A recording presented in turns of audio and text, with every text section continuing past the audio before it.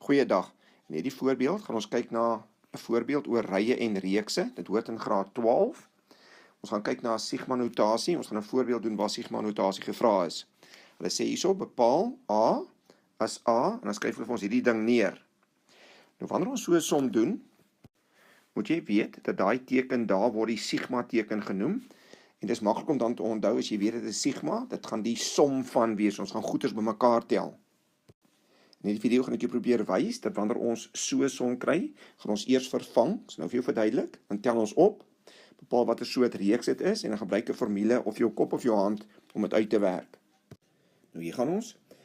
Hier staan geskryf, vat hierdie t wat 1 is, vervang hom daarin, kry die antwoord. Vat die volgende getal, vervang hom hierin, kry die antwoord, die volgende getal en nou aan tot jy by 15 kom. Let op, dit is nie altyd 1 nie, maar in hierdie geval is dit nou. So jy vat die getal, druk hom daarin, kry 'n antwoord, vat die volgende getal, druk hom daarin, kry 'n antwoord en so word jou ry gevorm en ons gaan dit dan in 'n reeks insit.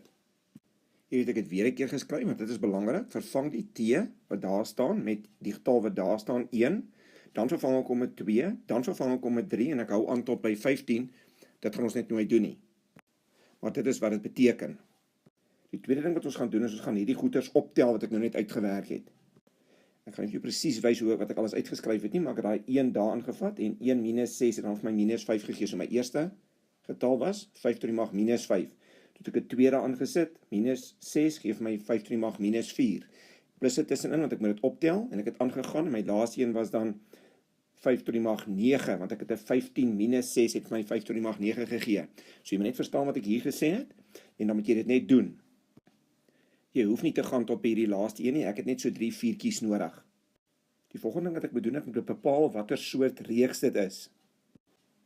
Toe het ek agtergekom, dat as ek daai een deel deur daai een, kry ek 5, as ek daai een deel deur daai een, kry ek weer 'n keer 5.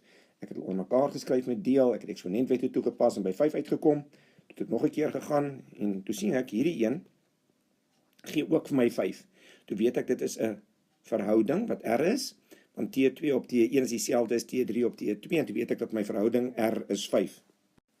So hierdie is 'n meetkundige reeks. Omdat sigma dan som van beteken, gaan haal ek die som van formule van 'n meetkundige reeks, skryf hom neer, bepaal wat elkeen van daai letters is.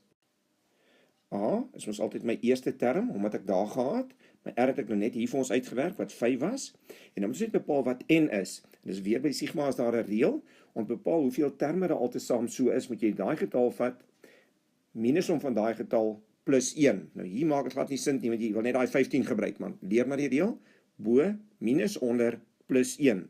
15, minus 1 is 14, plus 1 is 15, so hier gaan 15 terme altesaam wees. Hierdie is nou maklik, maar pas op vir ander, so ons bly by een stel reëls.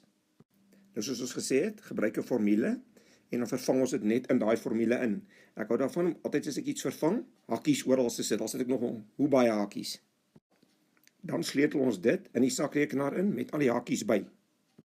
En dan het ek my finale antwoord vir die waarde van A. Stop asseblief die video, en kyk net wat alles hier gebeur het, en probeer die logika van hierdie volgorde verstaan. Doe asseblief aan of jy van die video gehou het al dan nie, en teken gerus in op die kanaal.